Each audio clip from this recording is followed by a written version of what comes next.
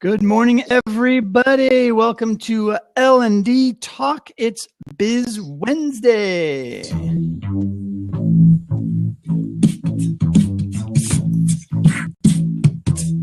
Wow, never heard the funky music. No. L&D Talk. We're talking learning and delivering our people. L&D Talk. Can I do my impersonation of getting onto one of Brent's labs? It goes like this. Oh my God, I got so much to do. How many emails do I have? Oh wait, it's Brent. I forgot. Get on to Brent. Things you do, get on L&D Talk. Now give your warmest welcome to your Is that IJ singing? L&D Talk host, Brent Schlenker.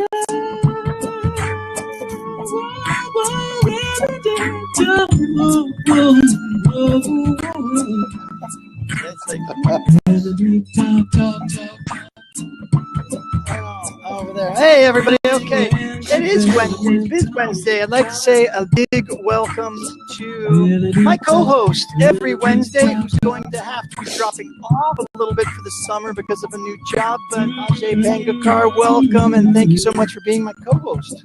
Hey, Brent, I'm back. Back in black. We had this AC/DC conversation before, right? So that's right.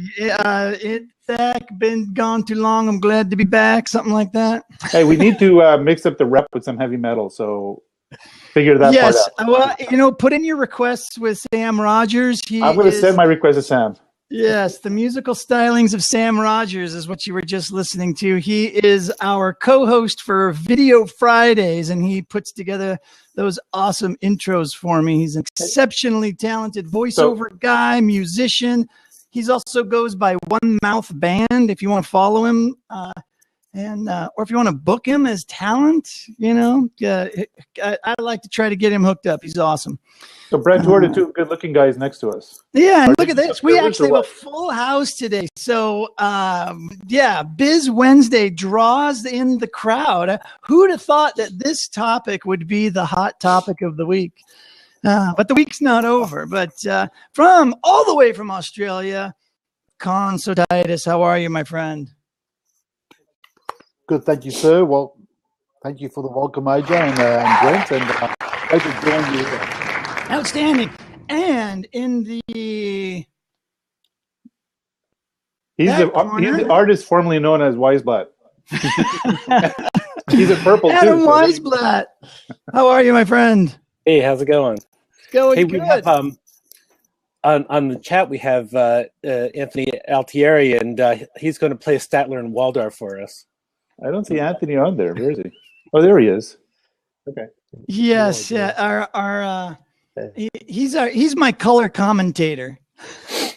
And he's also my co-host for Internet of Things Thursday. Sorry. And when he's asked to be on, so. Yeah, that's right. He must be encouraged. And he's got a new toy to play with. He's got a MacBook Pro, a brand new MacBook Pro. So he's playing with that right now. So yes, he does. Let's give him a round of applause for that.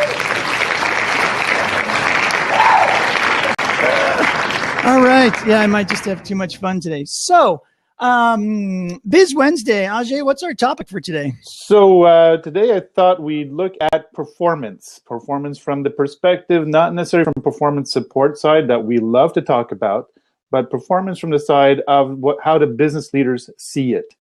And sometimes we do not understand that. And so I asked Con to be with us, and I'm happy Adam hopefully will, drop his opinions in as well, to talk about the performance side from a business leader's perspective, what that actually means. So we have a better understanding. Because, Brent, we talked about this.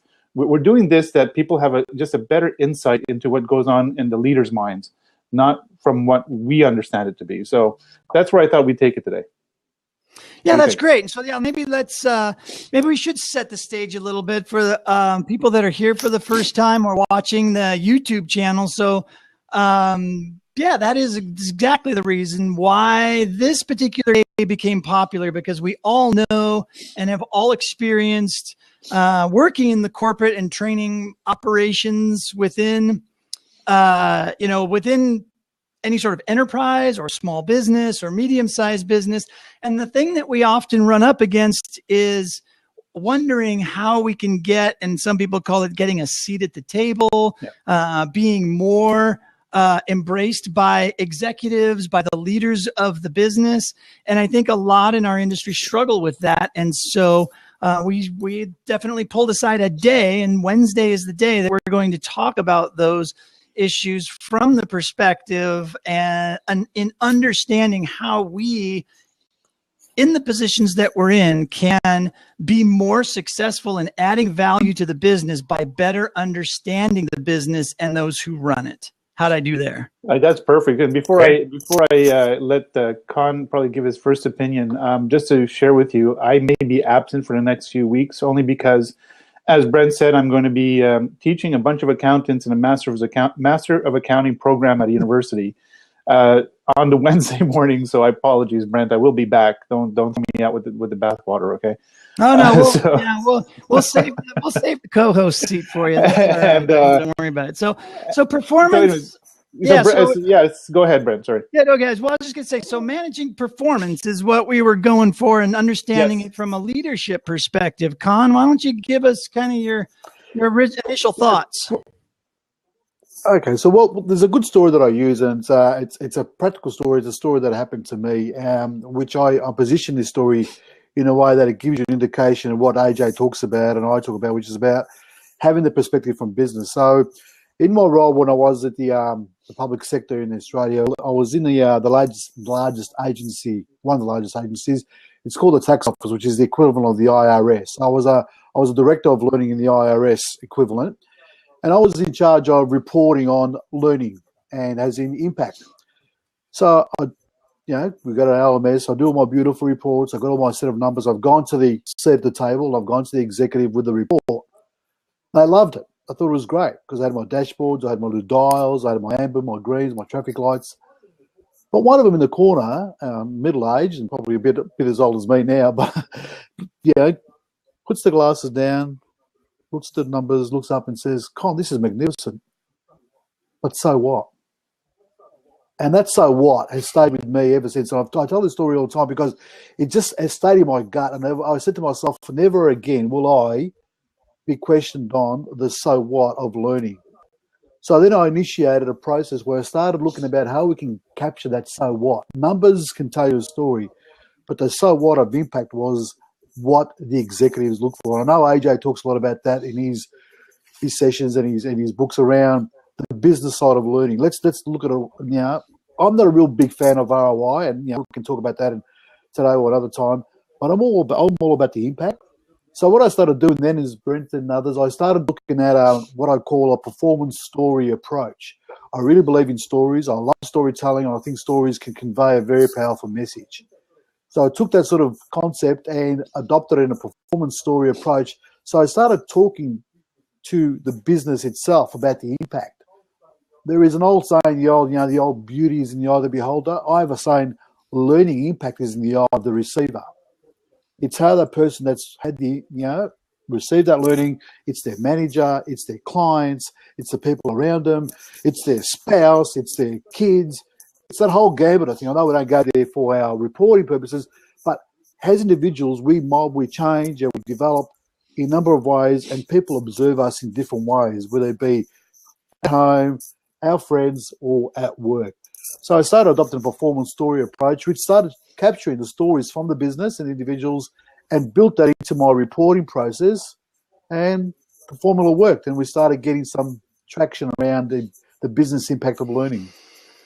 So let's clarify the difference between how we traditionally look at, from our perspective, what the "so what" versus the business's version of "so what." Because I think that's where we tend to kind of two ships passing in the night sort of thing, don't really connect. Yep, that's true. And sometimes we assume that business needs ROIs, and we assume business needs numbers, and we assume that business wants to know hours spent and how many bums on seats and so forth. I think we need to talk to the business. And another classic comment that came back to me in the same conversation was L&D talks too much HR. We need to talk business talk. So when you talk about impact, talk to me about my delayed cases. Talk to me about the client engagement results we're getting in relation to our organisation. Talk to me about those various KPIs that business does capture somewhere in its system, but L&D never knows about them or doesn't bother to look for them and to see how they're changing. A classic case I had, we built an integrity and fraud program, an e-learning program, and we're talking to the business around measures of success, because I never progressed to a delivery or design stage of a program until I had sign off on the business on the measures of success. So before we even started thinking about what we were going to deliver, what was the solution, the blended solution, we had to agree on with the business about a measure of success. And not only that, but who was going to collect the data, how was it going to be collected. So we're sitting with the business, and this is a fraud and integrity program. We're sitting, what could be a good measure of success? And the measure they came up with was an increase in reporting of fraud in the organisation. And I sort of thought about that. I thought, well, from one perspective, that's a negative KPI to have in an organisation, because if you've got more fraud reporting, that means you've got a problem in the organisation. But on the positive side, having increased reporting of fraud means that your learning is having an impact, because people know how to identify fraud and how to report fraud. So as an L&D group, we probably would have never thought of that as a measure of success. But as a business, that's what they would regard as successful. Does that give you a good example? Yeah, that's good. Adam, do you have something you can add to that to kind of maybe Yeah, I have some recent thoughts, and I wanted to get your feedback on it. Khan and Ashay. My last job, I worked for a financial analyst data company similar to Bloomberg, and I worked on a program teaching new analysts how to do company valuations. Because what numbers is the business looking at?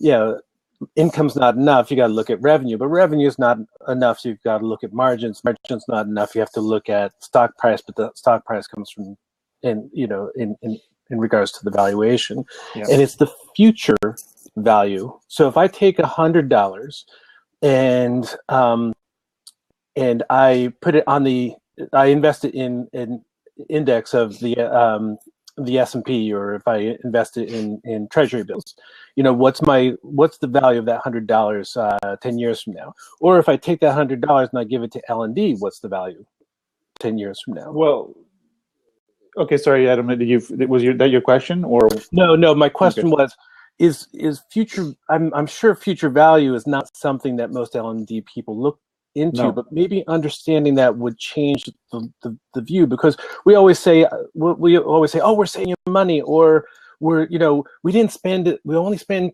75% as much on this LMS as we would have, so that's value, right? Well, not really. We have to be careful of the word value. That's another thing that we really screw up in L&D. And this is from a perspective. I'll speak for myself. I think I'm speaking on Khan's perspective as well, but I'll let him correct me if I'm wrong. But from a business perspective, as a formally trained business person, meaning that with a BCom or a finance degree or an accounting degree, I'm not discounting other people's degree, but you're sort of brainwashed a certain way to think. Okay. And so when you talk about the words value and ROI and all this kind of stuff, from L&D and from any HR expected role, we're expected to improve performance. Let's take HR out of the equation, as Khan said. Let's take learning on its own. When we talk about value from us, it's not about to show a monetary result in performance.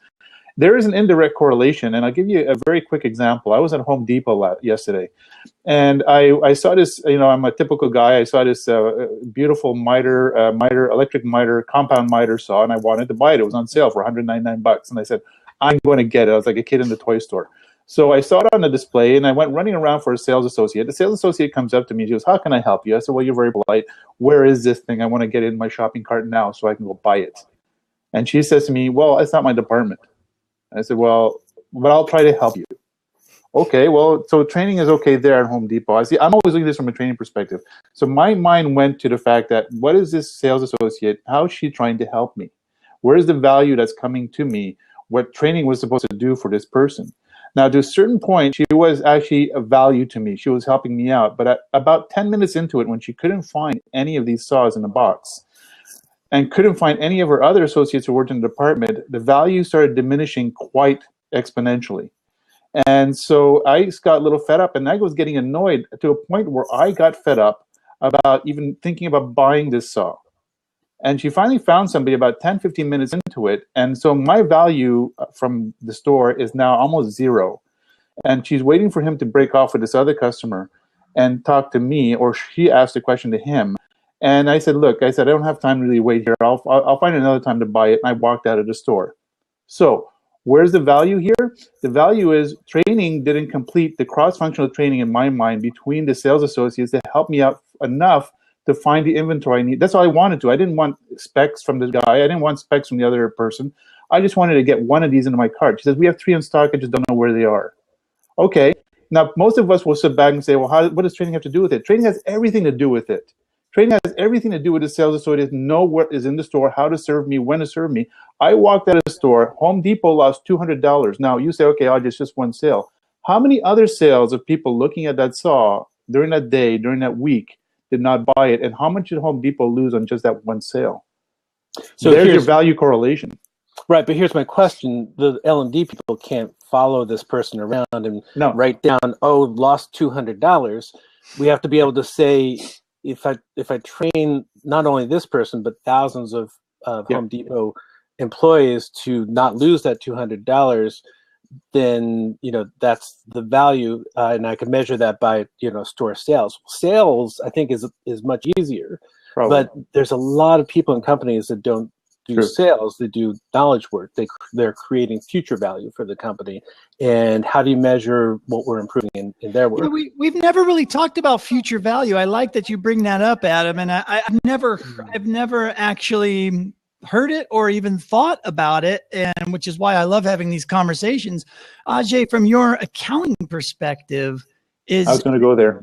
You can go. I knew he would. That's what I was hoping for. Yeah. So, go there. Okay, so here's the deal, Adam. If you want to go from a strictly accounting perspective, there's really no future value on training in the sense that it's a line expense. So I'm being very, very what's the word I'm looking for? Not medical, but very clinical. Clinical, thank you. That's what I'm very clinical about it, right? It's a line expense, and when it happens, it's when it happens, and then there's no tomorrow. And that's not to say that training is not delivering any value for the future. Is that it's so ethereal, it's so intangible that you cannot prove. It's not recognized tangibly. Yeah, because the accounting, and like I said in the last chat, accounting systems are based on tangible, industrial-based accounting, and there's no place for intangible accounting. That's the problem with the accounting system. That's not with us. And there's that's the difference between accounting and financial analysis, right? Well, yes and no. Financial analysis is the interpretation of the problems in the organization. I do a lot of that. That's how I start off with needs analysis. It really freaks people out because I tell them to bring me the department's financial statements, and I'll work backwards doing financial analysis, finding the weaknesses in performance within the organization. And that's when I find a weak, because to me, it's like a language. Financial analysis is the interpretation of qualitative impact within the organization. And so that's what I do. But to your point, Adam, let me get back on track here. Clinically, there is no future value from an accounting perspective. But the leaders do recognize that if I train you, Adam, into something that you have an increased awareness or knowledge of something that will take our organization further. Now, I can't prove it financially, and I will never be able, I will be foolish if I try to prove it a year from now that you did something miraculous in the company and it was because of my training. And even if I could align it to the training from a year back, then I'm painting myself in a corner. So it's a double-edged sword. That's what you have to be careful here. And I think that's the trouble we get into in L&D. Maybe Con will agree with this or not, but we get in trouble in L&D because we always try to take credit for something that we're not 100% responsible for, or we're not. We cannot prove it was exactly us who did it. I don't know if you understand. I don't know if I'd answered your question. Yeah, it's because it's multi-determined. It's many other factors. I was going to follow up before. I think you make a very good point. I think something we miss in L&D. I think this is where we get into some of our problems. You said before, accounting it's about a tangible perspective. It's about measuring. And I think this is where I have a bit of a concern about, and a bit of it doesn't sit well with me with the ROI stuff, because we're trying to measure something tangible when, and Adam talked about the behavioural stuff that people go through. You know, sales is easy to measure, but that soft skill stuff, the behavioural impacts, we try to place a value on those things. As you know from your accounting background, it's very hard to place a value on those type of aspects, but we still persevere because we think that's what management wants, because we think that's what the exec needs to see. The other thing, Adam, you mentioned before was a very, very good point. I mean, it's okay to measure your sales going up and down, but how do you measure that, what I call behavioural changes, those soft skills, where you become a better manager, or you become a better leader, or you become a better communicator? That's the one that L&D continues to struggle with, and trying to capture and understand the changes and the impact and how you've gone from point A to point B is the one we're always gonna struggle with. AJ made a good point at the end there, where he said that sometimes we think we made an impact, or we try to take credit for something that maybe we haven't, like the environmental side of things. It could have been just a change or a different manager in that group, in that team, may have impacted the team outside of the learning intervention that you may have implemented. But we don't think that way. We just think about the intervention and say, yep, we put this intervention in place, that's had the impact. It could have been the manager changing, the leadership changing. It could have been the organisation taking a different direction, and all of a sudden the staff and the people are starting to come on board with that. That's where L&D needs to sort of start to become more mindful of the environment that it works in, what are the other impacts around it, and try to capture that as part of their reporting. What I've been promoting is this: stop being an external resource, start being an integral operational factor. What I'm trying to say is that too many companies still have a training department that sits outside and is the belle of the ball that's waiting to be invited to the dance.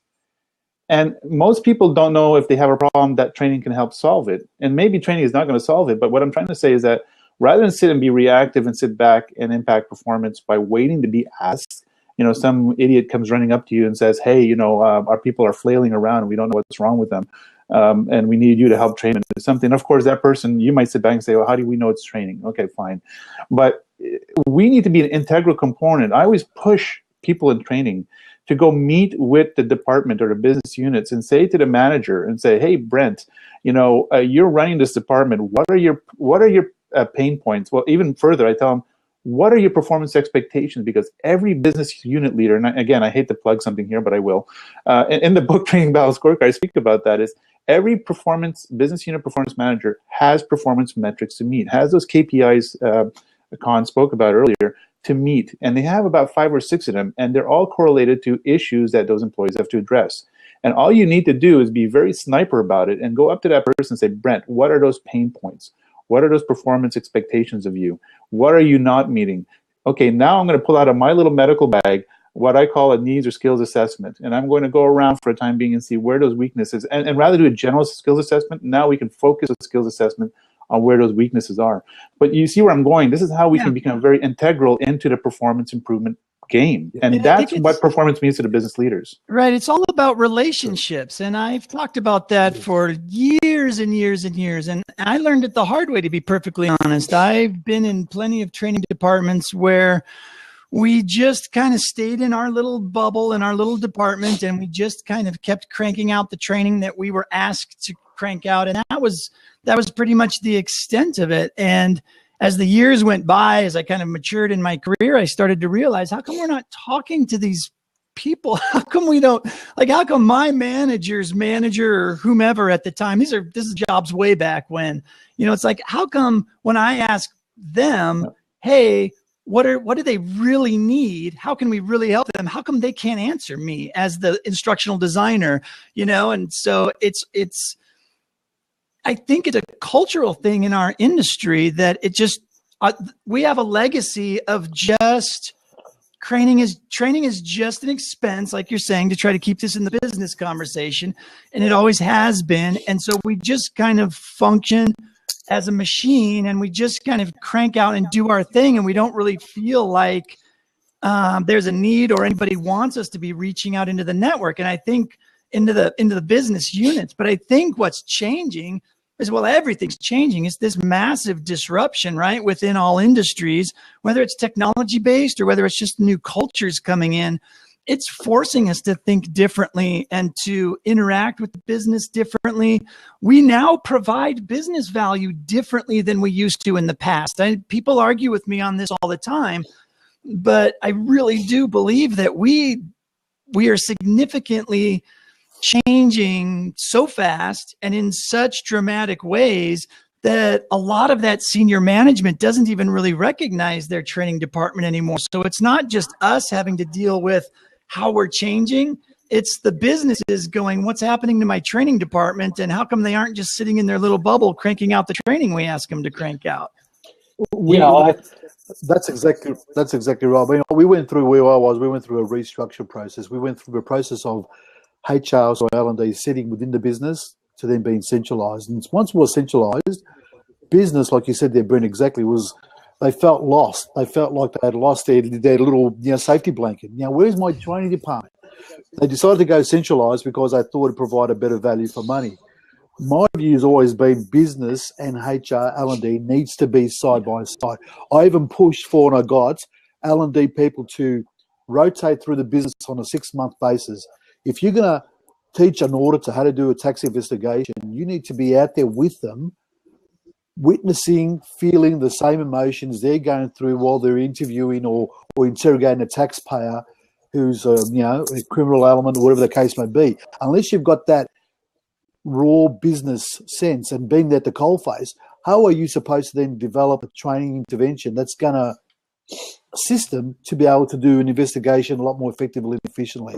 So you're right there. I think business, HR, L&D, whatever we want to call them, needs to be very integrated, intimate to the business. And one other thing quickly, I've even have been on record and saying L&D should be accountable for business results. We get away with a lot. L&D gets away with a lot. We're not accountable for a lot of the results. L&D needs to become accountable for some of the. We have to be careful, Con. No, I think they should, because we're getting paid the same. We're getting our salary and wages, but we've not got no accountability that maybe a sales professional has, or maybe a client contact. Yeah, but okay, let's hear from Adam. I know he's got some opinions. yeah, so we're talking about being in the bubble, and then we just do what we're asked, and then suddenly we're like, wow, are we providing any value? And we get strange looks from the people we're asking that, and then we say, oh, we should be accountable, but we're still getting those strange looks. And I think the disconnect, and I'm going to be a little provocative here, although no one seems to care when I'm provocative. Go for it, Adam. A lot of what we're asked to do is propaganda. Some vice president. Actually, you're right. I hate to say it, but that's the title of your next book, Adam. What are you talking about? I know.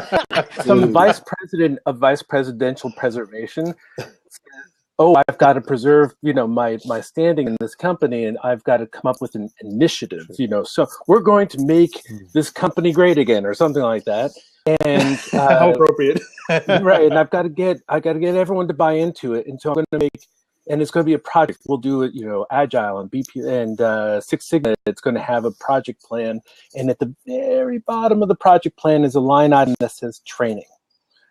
And you do the whole project, and then you throw it over the wall to the training group, and you say, okay, now go make propaganda to go and convince everybody that this initiative is important. And then now we're done. We'll just walk away. And the learning departments has this big pile of stuff in their LMS that's called initiatives, and it was basically to sell somebody else's idea, not to make people better at what they do. And they're walking around going, are we providing business value? Are we giving ROI? There's a disconnect. And I think everyone's kind of like looking at us sideways going, wait, didn't you realize you were just doing propaganda? Well, Adam, listen, I know we've had discussion offline, you and I, several times, and I hear you as, by the way, I just posted that your next book is all we need to do is propaganda. So we've had this discussion before, and I agree with you. Don't get me wrong. I don't disagree with you. I think there's a lot of companies who do that kind of thing. And by the way, I said this in the last blab. L&D acts like the child looking for the parents' approval and get their picture posted up on the fridge. We sit there doing anything we can to get the love from our parents being the business leaders. and they ignore us, and they say, no, Junior, they're like tiger moms. They ignore us and say, not good enough, and then, or you screwed up, or whatever it is. And I get it, but unfortunately, fortunately, there are some companies who actually do this right. And let me give you a couple of examples that prove this a little different. I was just going to say, let's have some hardcore examples, Okay. Ajay. So I'm going to go with a big example and a bit of a smaller example. The big example is a company like Walmart. Okay, I'm not a big Walmart fan. I go to it like everybody else does, and I'm really annoyed with the one near my house. But that said, I can tell you for a certain fact, and they're struggling right now, but for a fact that for many years, 90% of their training focus, their training dollars, was focused around the whole philosophy of efficiency, operational excellence, and what we commonly known as supply chain management. Now you say, okay, well, that's only about shipping goods. No, I mean, if you look at supply chain management, they have a department in Bentonville, Arkansas, that just does what we call variance analysis on prices all around the world in all the stores of all the product on all the shelves. Now, when we talk about training in that area, they just talk about, okay, what do these people need to look at, as opposed to what does a trucker need to do when transporting inventory around the world. But all training is related to operational excellence in every facet of the organization, and that's how integrated Walmart's training is within the organization. Second example, there's a fast food restaurant. I think I shared this before. There was a fast food restaurant here in Canada called Harvey's. It's a great little fast food restaurant. It's a big chain, and they do burgers. And their slogan is, Harvey's have. I keep forgetting what the damn slogan is, but have it your way. I mean, it's that kind of thing. It's like wait, what is it? Are you saying Arby's or Harvey? No, Harvey's. Harvey. Harvey. Yeah, because I think Arby's is we have the Arby's is crap. No, Harvey's is crap. No, that's it. We make your hamburger a beautiful thing. That's their slogan, and they've been using this for about 10 years or 15 years. And now, when I go into the restaurant, trust me, they actually execute on it. And this is not a sales thing. It is actually the way the burger looks in the poster actually looks on that wrapping paper, not like McDonald's. And the person building my burger, I've always complimented the training department. I tell them, your training must be really good. And he goes, yes, we are very, we are actually told how to do this very precisely, this young 16-year-old. They stack, they build it in front of you. It's like, here's specifically how the onions go and how this goes. And they put it together. And before they close it, they say, is this what you wanted? Yes. And they close it, and they close it very carefully down to how they wrap it. Every single time. It's not the person. Every single time, it's very precise. And I say to myself, that's not just happenstance. That is training, spending a lot of time on making sure that the product delivered to the customer is perfect and the way they want it to. So that's interesting. So this might start to get a little bit too grand of a question, but let me try to frame this, because I just recently had a conversation with a learning and development leader, I'll call her. I'm not sure if I'm supposed to say where she works or not, but a large sporting goods store. Thanks. And they basically ran into this problem where they, from the business side, the business said, we've got to do things to cut. And so we're going to cut budgets across the board. So the training department's budget got cut, and having to figure out what then was going to be supported and what would be dropped. One of the things that was dropped was sort of the cultural training of the new hires. And when you're talking about those folks that you're talking about, Ajay, that are on the front lines, right? Those minimum wage employees, the people that are actually interfacing with the customers, as soon as you start to take away the consistency of that interaction, it's not I don't think it's felt immediately within businesses, but over time, customers start to feel some sort of change, and they get, disillusioned with the experience. And so they start going someplace else, or they spend their money someplace else. And I think when Adam talks about future value, I start to visualize and think about that. But yet I also understand that the business is having to make these decisions, but they're making those decisions based on numbers. Okay, well, Brent, hopefully you'll back me up on this, and I want to hear your point. But here's the thing. You said something very interesting. business is exceptionally competitive. People will leave because there's a choice. It's no longer like 20, 30, 40, 50 years ago when the competition was not as intense. Today, everybody has a choice down to online. Amazon is stealing customers from Walmart. I mean, there's a choice. So leaders, smart leaders, I'm talking smart business leaders, know that learning and knowledge in the organization, we talked about this again, Brent, you and I before, knowledge management is the most critical thing to their organization. And the reason they have what they call performance frameworks, the balanced scorecard and stuff like that, is because, and the first time in history in the last 25 years, 30 years, have they included what's called learning and growth in the organization in a performance framework. It says something that leaders know or respect and understand, that knowledge is key. And I'm not just talking about people knowledge. That is probably to leaders the most important knowledge of the organization, because that's what drives the organization.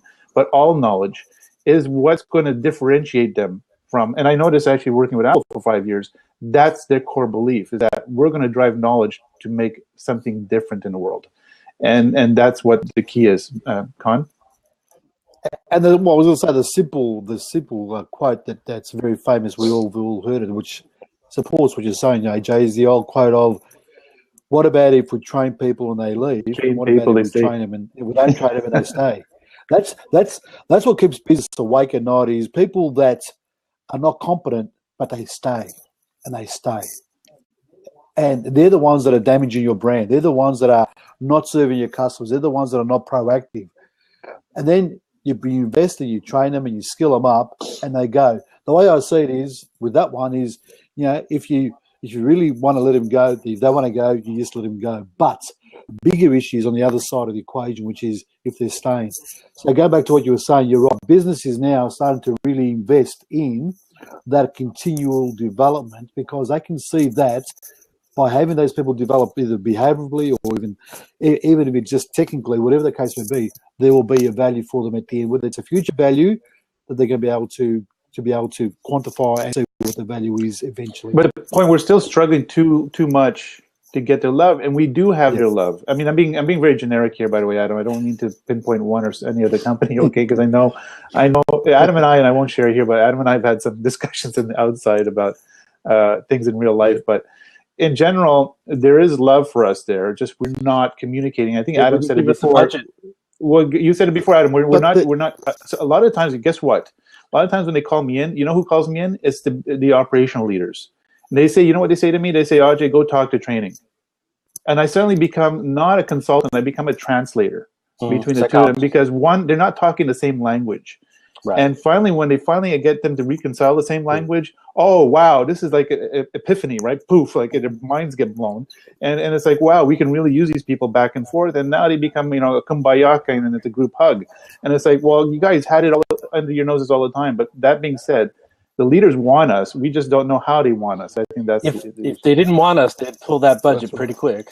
Well, that's the thing, Adam. It's a very important point. Most companies, and I'm going to pick on a few leading companies, but when things go south in the market or economy, they're actually pretty solid. They can weather the storm, right? They're not the ones worried about going bankrupt. I mean, but they're the ones who actually invest significantly more money into training. They don't cut budgets. They say, okay, this is the time that we have to reinvest and look for the next few years. Whereas other companies, like you said, are saying, well, where's the first thing we can cut? It's a slash and burn mentality, and say, well, training they deliver no value. Let's get rid of their money, right? But it's a good point you make, AJ, about how business calls you in. I find the same thing here. I go to talk to the L&D people about the impact that social learning can make. They don't care. They don't want it. But you talk to the business leaders, they can see the value of something new and how they can enhance their people and their staff and doing a better job. They're not really concerned about training being involved in all that, because what we're finding is that business is now going outside of their own training department. They are avoiding their own training department and saying, I'm going to fix this myself. I'm going to get AJ, I'm going to get Con, I'm going to get Brent to help me, because my training department is not helping me out. I think that's something that was brought up in one of these blabs a few weeks back, and I think we've all talked about this in the past. And I've actually experienced it now working for a vendor, working for Litmus, is that a lot of our customers that come to us are the folks that are in exactly that position. It's like, hey, we've got a big giant LMS in our enterprise, but for some reason I can't work with them. They don't have the resources to support me. I've got to get some training done with my channel partners or with our customers for a specific product or many, many, many different reasons. And they're like, can you help us? And we're like, yeah, sure we can. And they fire up one of our instances of our LMS, and now the company has two LMSs loaded in, but they have to get the job done. And we see it all the time. So it's very common.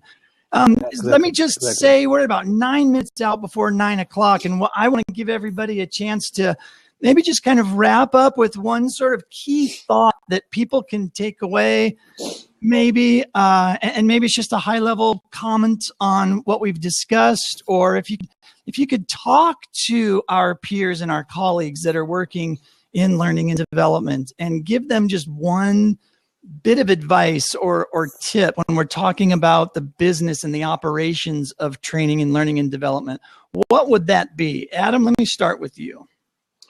Come down from the ivory tower and stop using L&D talk and start learning the language of the business. I think that's what we're missing. And because in the absence of that, we're running around trying to get data and numbers. And I feel like saying, oh, okay, well, the number is 42. I mean, it doesn't mean anything. Because like Ajay says, we're not always just in the sales department where we can look at last month's numbers. And even then it's multi-determined. We've got to be able to talk about the value and do what I love what Khan said about the performance stories, because I think that really makes the difference. Awesome. And Khan, thank you so much for being here as our guest today. What would you like to add? It's been great. Well, I was going to follow up, and I appreciate that Adam referring to, because I think that performance story component, as part of that so what, I think go talk to your business about what is the so what they're looking for. AJ talks a lot about this in his books about, interact with the business, get a close relation with the business, understand what their pain is, understand the so what. Once you understand the so what, then that number, it doesn't have to be a number, but that evidence will be there for you. You can start reporting on that. And that's what the executive needs. They don't really care about the dollars. Trust me, they don't care about the dollars these days. They care about the impact and how you can report that impact to them. So focus on the so what, and with that, combining that a performance story reporting approach. Awesome. Focus on the so what. Love that. And don't use the L&D jargon. Love that, Adam. Thank you very much. Ajay, would you like to wrap it up for us? Yeah, well, my 2 cents worth right now is stop acting like L&D and start acting like a business. Play the role. If you want it, you want that respect that you deserve. First of all, they want you. Number one. So stop acting like L&D and start acting like a business, because you are a business unit. You're not an independent, some high and mighty, as Adam put it, ivory tower kind of, oh, we shall not contaminate our feet with this mildly little business stuff. That's your problem. That can no longer exist. Every dollar in the business is accountable, including the dollars we get. And you better make that count. So at that point, that's really it is. And by the way, to close that out, business leaders do not expect from us financial accountability, because we're a cost center. We are meant to be expense. We are meant to be a cost. So what do they expect from us? They expect us to help improve performance. And that's the end of it. So stop throwing on ROI, start saying, hey, we got a 10,000% return on investment. You really want to undermine your credibility, that little that you have, you got it. Just do that and you'll be fine. But anyways, and I'm going to be controversial like Adam. And I'm going to co-write that book with Adam. What was the title again, Madam Propaganda? What? Reach as Propaganda? Yeah, that's the one. We should write a book on that, seriously. I think I'm going to get hard and feathered for that line, though. This is great. Guys, Khan, first of all, thank you for staying up so late with us and down under. Appreciate it. And, don't put your kangaroo to bed and we'll be good. And Adam, I love having Adam, because he always brings a sense of reality to a conversation. I'm going to invite you to a party. Oh, great. I'm Maybe not. local fan, really. Yeah, Adam, I still have two co-host seats open Monday and Tuesday if you're interested. So we can talk offline. Did you know Adam is an artist too? He's an awesome artist. I'm not kidding. This guy has got big time talent, and I'm not sure why. I do know that. I'm not sure why he's doing this L&D crap. He's got to get into I was something just gonna say, we went round the horn about our final our final. What's the word I'm looking for? Our final mentions to the audience, right? Our final tips. But now let's go around the horn and let's just, this is the pitch moment. So, Adam, who are you? Where can people find you? And, anything else you want to add? Sure. I'm a learning technologist for the Nielsen Company, and I have my blog at weissblatt.wordpress.com. And to Ajay's point, I've been putting up a picture a day on Instagram. That's on Instagram, I'm at Weissblatt. Excellent. Thank you, Adam, again for joining us. This is awesome to have a full house like this. I love it. Con, where can people find you, and what are you looking for? Consultators from Melbourne, Australia. LearnCoach on Twitter, very active on Twitter, as most people that follow me would know. Also active on LinkedIn, so you can follow me on LinkedIn. I also write a blog every now and again. I'm using my WordPress site, which is learncoach@wordpress.com. Also, I post on LinkedIn quite a bit. I've done a few blogs recently around one, which is Get Out of My Way, Let Me Learn, which has had a lot of traction. I got a really good response to that one. I've also done a recent one with for Todd Tor on the Degreed report on workplace learning, which I thought was one of the better reports I've read for a long, long time. So, yeah, that's where you can find me. Brent, thanks so much for the opportunity. Thanks, AJ, for inviting me. Adam, great to see you face to face. Just ask me just one question. Adam, are you the one with the Muppet? Yes. Yeah. Yeah, that's the one. That's it. Yeah, I saw that last time. Thanks. Strange All right. question. Thanks, guys. Thanks, Brent. Strange question to ask. Hey, what about me? I know. I was just going to say, Ajay, Con. who the heck are you, and what are you doing? Okay, so Michael and I are sharing a commiserated about issues with Blab because they haven't changed our Twitter handle. And I know Michael's maybe solved his problem, but I haven't solved mine. My business Twitter handle is at bizlearningdude. At bizlearningdude. So join me on that. I posted an article recently on my blog called Workforce Revolution called Death is L&D dead, basically death to L&D, fact or fiction. And actually we're doing a chat. I'm part of the Chat to Learn crew, which Leslie's on board right now. And we're talking about that tomorrow as well, unfortunately at the same time as Brent. So you might have to multitask between L&D chat and Learn chat. But actually Adam is going to be a guest blogger for that chat in 2 weeks from now. So I wanted to make sure that he's there. And of course, lastly, I'm going to put a plug in the book in back of me. Anthony is my new agent now. He's actually my promoter. So the book in back of me, Trainers Bound Scorecard, speaks to all of what we talked about today. It talks about how to integrate that learning and growth component in your performance framework into the bigger picture of performance improvement.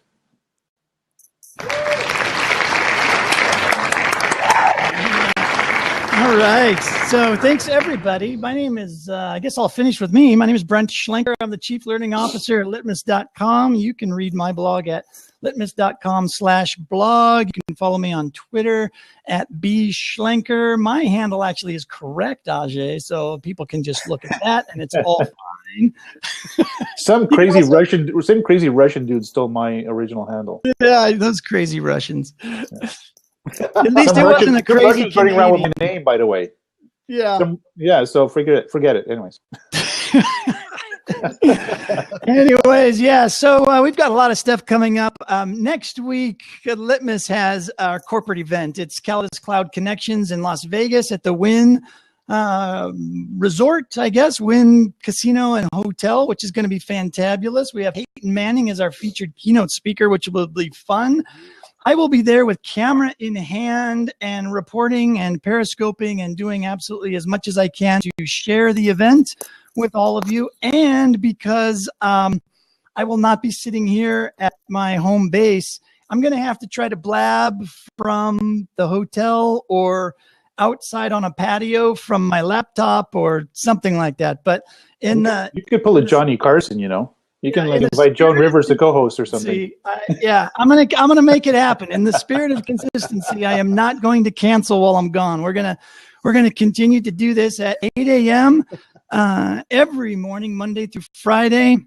8 a.m. Mondays- Arizona time. Oh yes, that's right, Pacific time, because Arizona switches. So this time of year we're Pacific time. Winter, spring we are Alice Cooper. Mountain time. Yeah. But anyway, so Monday is Media Mondays. Tuesdays is Tech Tuesday. Wednesday, of course, is today. And we've just been talking business with Ajay Pangakar as my special, famous, fabulous co-host. And our two guests, Adam and Khan. Thank you so much for joining us today. This has been an absolute blast. You guys are awesome. And we'll see you tomorrow. Oh, let me just pimp tomorrow real quick. Anthony Altieri is my co-host tomorrow, the local idiot. And idiot Geez, Lab. Yeah, we can instructional designer for the, I always get this wrong. Instructional developer for the Internet of Things. He is typing furiously right now. You know that. Sorry, I always get that wrong. But anyways, we have a hoot on Thursdays. So join us tomorrow morning, 8 a.m. Pacific time. And then, of course, Go Green Bay. Yes, exactly. We'll talk a little football, Green Bay, and you can bring all your other team jerseys if you want. And then, of course, Friday is Tech Friday, or not Tech Friday, Video Friday. Hashtag VidFry with our fabulous co-host and jingle writer extraordinaire, Sam Rogers. Let's just give him a big round of applause since he's in the shot. Thank you so much. We love all the work that he does. And hey, I think that's it. Thanks everybody for joining me today, and we will see you tomorrow. Adios. Thanks all the chat room. Okay, thanks everybody.